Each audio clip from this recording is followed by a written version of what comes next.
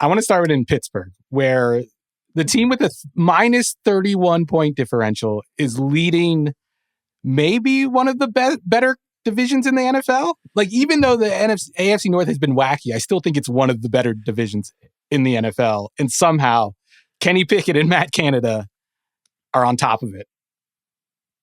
It's amazing. And I mean, I'm buying, these plucky guys can keep it going. Mike Top. No, I'm just kidding. Okay. I was going to get out. I was going to leave. I was going to walk out. I am not going to try to sell you on Steelers Island. This is one of the worst offenses in the NFL. Kenny Pickett makes a play every once in a while, and the most it gets Pittsburgh is a lively debate over whether or not Matt Canada is secretly angry if he scores a touchdown on an audible, which might have actually just been an adjustment. Yeah. I mean, when you watch the offense, and I did watch the offense a little bit last night to prepare for this. My apologies. Yeah, it was rough. The offense is like bad, but it's not bad in a way that's like historically bad. Like, I know that Matt Canada has been turned into like this antichrist in Pittsburgh who calls bad plays on purpose and gets mad when they score touchdowns. But like, it's not a normal NFL offense, but it's like a 35 percentile NFL offense. The problem is, like, there's a lot of hope invested in Kenny Pickett being the guy.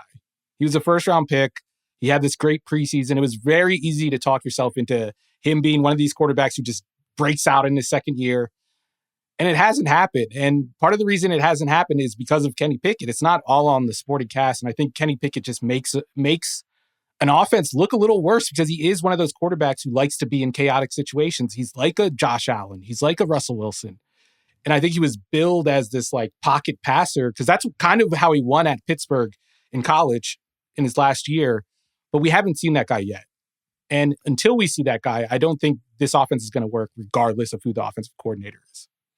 He's just not a down-to-down consistent quarterback. And I think sometimes those are the hardest ones for teams to move on from because there's the coaching adage of, if I've seen him do it once, I can coach him to do it again and again and again.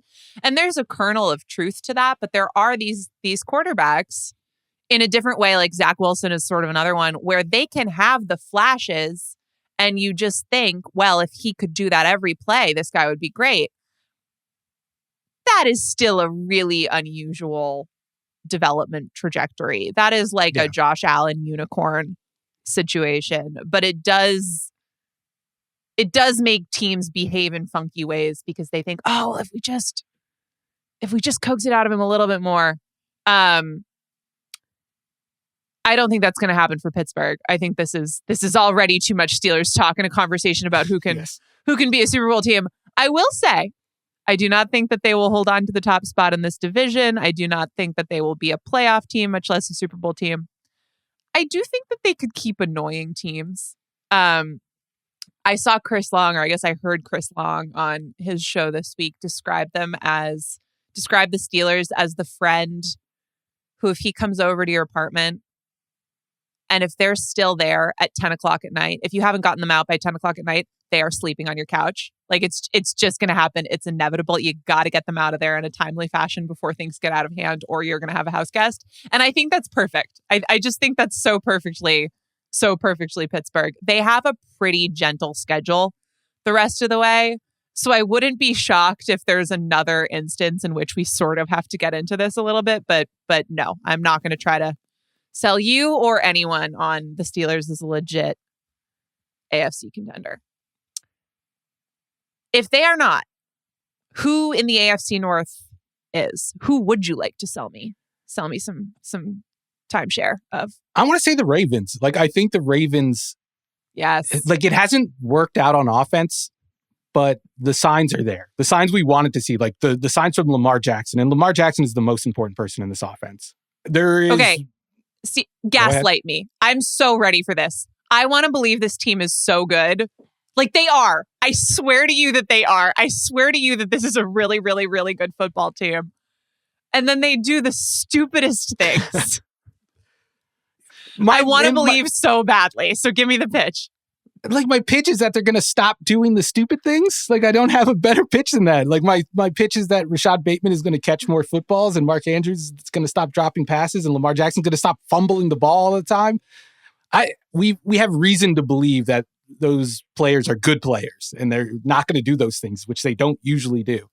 And then, like, the defense has been everything we expected it to be and more. I think during the preseason, I said it was one of my many number one offenses in the NFL. They're number 3 in EPA with all of the injuries they've had to deal with. They just got Marlon Humphrey back. I think there's a very good chance that we see this team be in the top 10 in EPA or DVOA or whatever you want to use on both sides of the ball by November. The offense, if they just caught the ball and stopped fumbling it, would already be there. The defense is already top 5, and that was without their top cornerback playing. So the Ravens should have scored like 40 points in that Steelers game.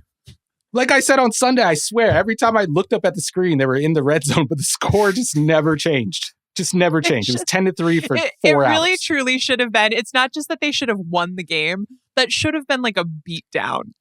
Yeah. I don't know.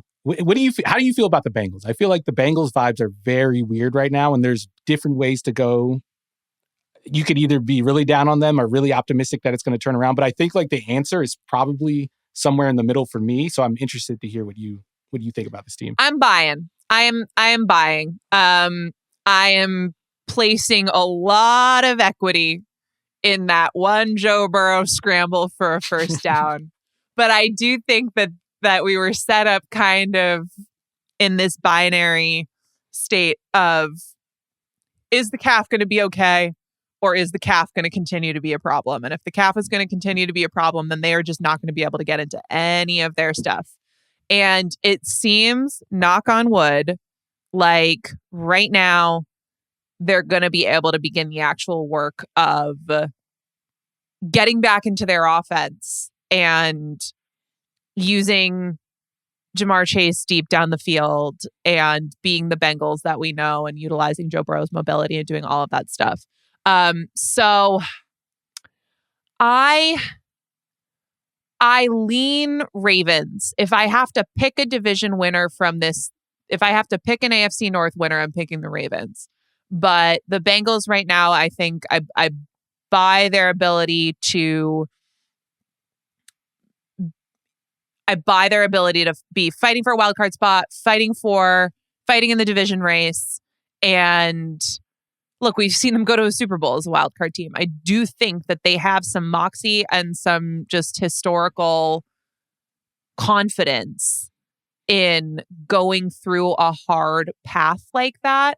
But they are going to have to go through a hard path because they still have games left against the 49ers, the Chiefs, the Seahawks, the Bills, the Ravens, and the Jags. So they're going to have to face a lot of tough opponents. They have some lost time to make up for in terms of getting into their stuff offensively.